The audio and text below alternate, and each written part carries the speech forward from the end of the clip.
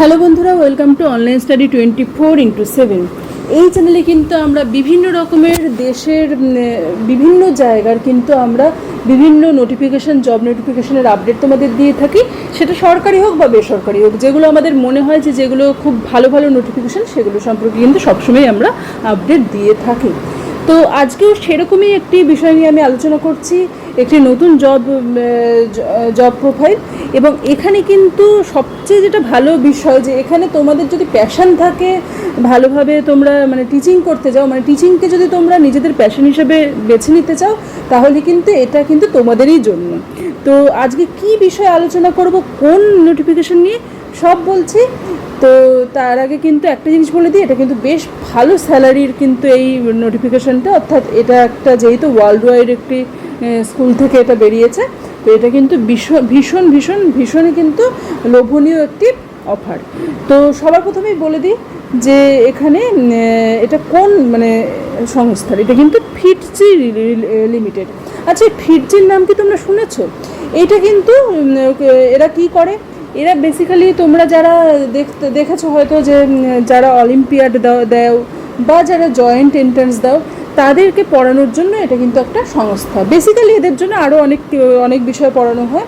তো এটা একটা টিউশন কিন্তু এখানে কিন্তু সবচেয়ে যেটা বড় কথা, এখানে কিন্তু পড়ানোর জন্য কিন্তু খুব ভালো অ্যামাউন্টের স্যালারি পাওয়া যায়।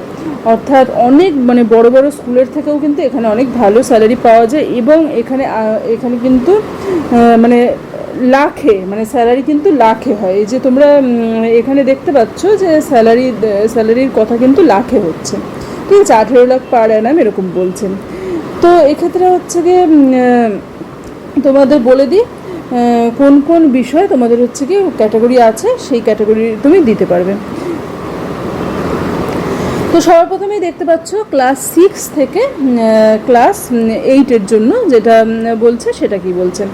তো এক্ষেত্রে বলছে যে এই যে টিচারদের, এদেরকে কি করতে হবে, এদেরকে কিন্তু জুনিয়র সায়েন্স অলিম্পিয়াড যেগুলো হয় সেগুলো পড়াতে হবে ক্লাস 6, ক্লাস 7-এর জন্য, ঠিক আছে। আর আরও IOQM, RMO আর junior science olympiad along with further foundation preparation of NTSE in class 8, ঠিক আছে। এক্ষেত্রে কোন কোন সাবজেক্টগুলো তোমরা অ্যাপ্লাই করতে পারবে? ফিজিক্স, কেমিস্ট্রি, বায়োলজি, ম্যাথস আর হচ্ছে ম্যাথ। এবার এক্ষেত্রে দেখতে পাচ্ছ যে এক্ষেত্রে বলছে যে টিচার্সদের কিন্তু শুধুমাত্র কি হতে হবে, ইম্প্যাক্টফুল সার্ভিস দিতে হবে, অর্থাৎ খুব ভালো পড়াতে হবে। পড়ানোর যে ইচ্ছেটা, পড়ানোর যে চাহিদাটা, সেটা খুব ভালো হতে হবে। আর এক্ষেত্রে কিন্তু স্যালারি দেখতে পাচ্ছ, স্যালারিজ কিন্তু স্টার্টই হবে 18 লাখ পার অ্যানাম। বুঝতে পারছো, 18 লাখ পার অ্যানাম, এক বছরে 18 লাখ স্যালারি তোমরা পেতে পারো, যদি এখানে ভালোভাবে ইন্টারভিউ তোমরা দাও এবং ভালোভাবে পড়ানোর সক্ষম হও, ঠিক আছে। এক্ষেত্রে দেখতে পাচ্ছ কোয়ালিফিকেশন শুধুমাত্রই এটা, যে তোমাদের ভালোভাবে তোমাদের পড়াতে হবে, ঠিক আছে।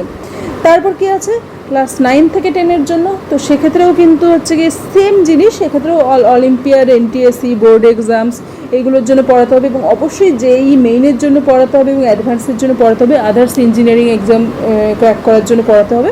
তো এক্ষেত্রেও কিন্তু সাবজেক্ট কিন্তু ফিজিক্স, কেমিস্ট্রি, বায়োলজি, ম্যাথ।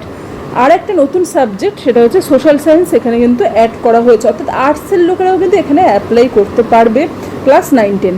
এখানে দেখতে পাচ্ছ 27 লাখ পার অ্যানাম, কিন্তু এক্ষেত্রে স্যালারি স্টার্টই হবে 27 লাখ পার অ্যানাম। এই জবটা পেয়ে গেলে কিন্তু খুব একটা ভালো একটা বিষয় হবে। নেক্সট দেখতে পাচ্ছ, নেক্সট কি আছে, নেক্সট আছে হচ্ছে ক্লাস 11-12, ঠিক আছে। আর হচ্ছে 12 পাস যারা আছে তাদের জন্য, এক্ষেত্রে যারা হয় তাদেরকে কিন্তু JEE মেইন, JEE অ্যাডভান্স, তারপর বোর্ডস এক্সাম, ইন্টারন্যাশনাল অলিম্পিয়াড এগুলোর জন্য কিন্তু প্রিপেয়ার করতে হবে। এক্ষেত্রে কিন্তু সাবজেক্ট হচ্ছে ফিজিক্স, কেমিস্ট্রি, ম্যাথমেটিক্স। আর এক্ষেত্রে স্যালারি আরও বেশি, এক্ষেত্রে স্যালারি স্টার্টই হবে কিন্তু 50 লাখ পার অ্যানাম থেকে, ঠিক আছে। আর প্রত্যেক ক্ষেত্রে বলছে, এটা কিন্তু লিমিটিং ফ্যাক্টর নয়, যে যত ডিজার্ভিং হবে তাকে আরও বেশি কিন্তু এক্ষেত্রে দেওয়া হবে, ওকে। তো এই তো গেল হচ্ছে কি তোমাদের এইগুলো। এছাড়াও কি আছে, এছাড়াও ফিটজি JEE স্কুলে PGT, TGT, PRT in all school subject, যা যা সাবজেক্ট পড়ানো হয় সেই সব সাবজেক্টে পিজিটি, টিজিটি, পিআরটি এটা কিন্তু অ্যাপ্লাই করতে পারবে। আর এক্ষেত্রে কিন্তু salary as per 7th pay commission based in Indian schooling system, ঠিক আছে। আর ফিরজি মেডিকেল, অর্থাৎ মেডিকেল জয়েন্ট এন্ট্রান্স দিয়ে যারা মেডিকেল করতে চায় তাদের জন্য, অর্থাৎ নিট বা যেই অ্যাডভান্সের জন্য পড়াতে হবে, তো এটাও কিন্তু আরেকটা আছে।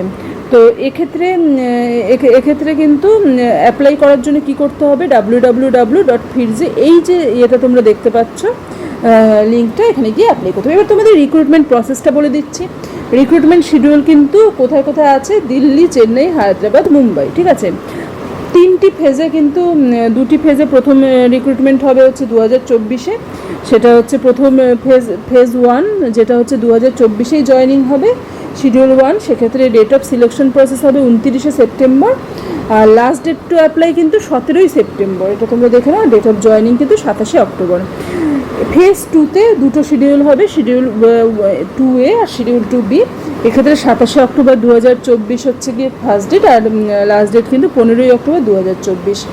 আর সেকেন্ডটা বলছে 24শে নভেম্বর 2024, 12ই নভেম্বর 2024। এক্ষেত্রে জয়েনিং ডেট হচ্ছে 8 ডিসেম্বর 2024। আর ফেজ 1 2025, এক্ষেত্রে শিডিউল 1A আর শিডিউল 1B আছে। 19শে জানুয়ারি শুরু হবে, 7ই জানুয়ারি হচ্ছে লাস্ট ডেট অ্যাপ্লাই করার, আর 2nd মার্চ কিন্তু জয়েনিং দিয়ে দেবে। অর্থাৎ প্রসেসটা অনেক বেশি ফাস্ট, এটা তোমরা দেখতে পাচ্ছ, ঠিক আছে। আচ্ছা, এবার যারা ভয় পাও যে পোস্টিং কোথায় হবে, পোস্টিং অনেক সময় অনেক জায়গায় হয়, বাইরে হয়, তো এখানে কিন্তু কোনো নির্দিষ্ট কোনো এরকম জায়গা নেই। অর্থাৎ এক্ষেত্রে কিন্তু তুমি দেখতে পাচ্ছ যে ফিরজির কিন্তু মানে যে স্কুলগুলো বা সংস্থাগুলো আছে 500টা লোকেশনে আছে, অর্থাৎ পোস্টিংয়ের তোমরা অনেক অপশন পাবে। সুতরাং এটা কিন্তু অ্যাপ্লাই একেবারে করে দেবে, ঠিক আছে। তো এক্ষেত্রে দেখতে পাচ্ছ এলিজিবিলিটির জায়গাটা তোমরা একটু ভালো করে দেখে নাও। এলিজিবিলিটি কিন্তু just passion for teaching with ability to make students think differently, অর্থাৎ একটা ইউনিকনেস থাকতে হবে পড়ানোর জন্য, তবে কিন্তু তোমরা কিন্তু এটা করতে পারবে। অর্থাৎ মানে তোমাদের যখন ইন্টারভিউটা ভালো হলে তোমাদের আর কিচ্ছু চাই না, ঠিক আছে। আর অবশ্যই প্যাশন ফর টিচিংটা থাকতে হবে। এখানে দেখতে পাচ্ছ একটা জিনিস, যে বিএড ফিএড কিচ্ছু কিন্তু এক্ষেত্রে লেখা নেই, অর্থাৎ বিএড যে করতেই হবে এমন কোনো কথা নেই। বিএড করা থাকলে তাদের তো খুবই ভালো, কিন্তু বিএড না করার থাকলেও তোমরা কিন্তু অবশ্যই অ্যাপ্লাই করতে পারবে, ঠিক আছে। আর এখানে বারবার কিন্তু একটা জিনিস মানে বলছে, মানে একটা জিনিসের উপর জোর দিচ্ছে যে freshers with the right ability and passion for teaching আর ওয়েলকাম, অর্থাৎ ফ্রেশার্সদের কিন্তু অবশ্যই ওয়েলকাম করা হবে। এমন নয় যে শুধুমাত্র যাদের তোমাদের আছে কোয়ালিফিকেশান আগে থেকে, যাদের এক্সপিরিয়েন্স আছে তারা অ্যাপ্লাই করতে, এমন কিন্তু একেবারেই নয়, ঠিক আছে। আর বলছে যে পার্সোনালিটি ট্রেটস, এক্ষেত্রে কিন্তু স্ট্রং ভ্যালু সিস্টেম থাকতে পারে, এইসব দেওয়া আছে। আচ্ছা, এবার সিলেকশন প্রসেসটা কীভাবে হবে? সিলেকশন প্রসেস হচ্ছে টিচিং ট্র্যাক, এটা হচ্ছে প্রথমে হবে রিটেন এক্সাম টেস্ট, তারপর হচ্ছে অ্যানালিটিক্যাল অ্যাবিলিটি টেস্ট, ঠিক আছে। এবার এই বেসিসে ক্যান্ডিডেটসদের শর্টলিস্ট করা হবে। তারপর কি হবে, গ্রুপ ডিসকাশন, মডেল লেকচার দিতে হবে, আর একটা ইনপার্সন ইন্টারভিউ দিতে হবে, ঠিক আছে। অর্থাৎ এই যে প্রথম যে স্টেজটা, রিটেন টেস্ট আর অ্যানালিটিক্যাল টেস্ট, এটা কিন্তু ভালো করে দিতে হবে, ঠিক আছে। আর তারপরে সিলেক্টেড হয়ে গেলে কিন্তু তাদেরকে একটা ট্রেনিংও দিয়ে দেওয়া হবে, সুতরাং একেবারেই ভয়ের কোনো ব্যাপার নেই, ঠিক আছে। তো এক্ষেত্রে তোমরা দেখতেই পাচ্ছ হিউজ একটা ভ্যাকান্সি। তো তোমরা কিন্তু সবাই মানে যারা যারা টিচিংয়ের জন্য ইন্টারেস্টেড তারা অ্যাপ্লাই করে দাও। দেখতেই পাচ্ছ সব সাবজেক্ট আছে, সায়েন্স আর্টস সব সাবজেক্ট আছে, তো অবশ্যই অ্যাপ্লাই করে দাও। তো আশা করি ভিডিওটি খুব হেল্পফুল হলো তোমাদের জন্য। যদি হেল্পফুল হয়ে থাকে, যদি ভালো লেগে থাকে ভিডিওটি, তাহলে কিন্তু আমাদের চ্যানেলে অবশ্যই একটি সাবস্ক্রাইব করে দিও যারা নতুন আছো, আর যারা পুরনো আছো তারা কিন্তু লাইক করতে এবং শেয়ার করতে ভুলো না। দেখা হচ্ছে পরের ভিডিওতে, ততক্ষণের জন্য কিন্তু বাই।